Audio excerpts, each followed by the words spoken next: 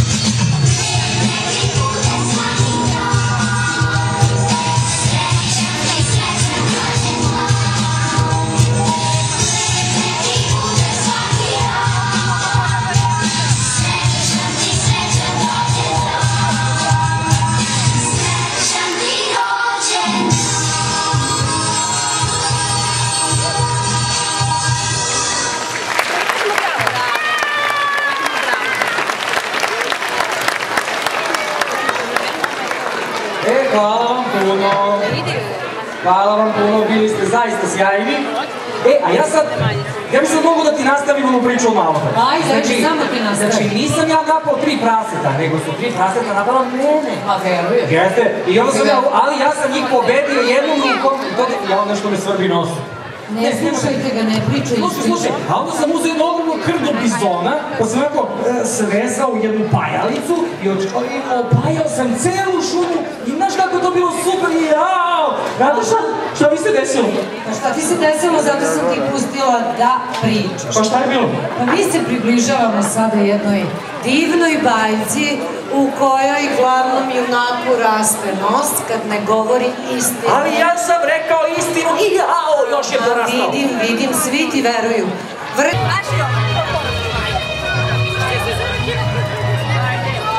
Kako ste bile dobre!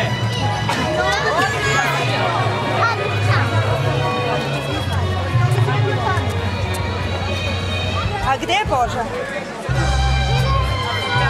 Mnogo si mi sladak, ljubim mila moje presence. Da li si me video dole, jes? Pored obezbeđenja? Da. Snimio sve?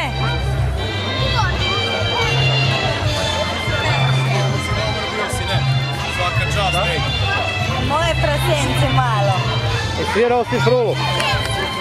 Ajde, ja čuvam mesta dole, ajde.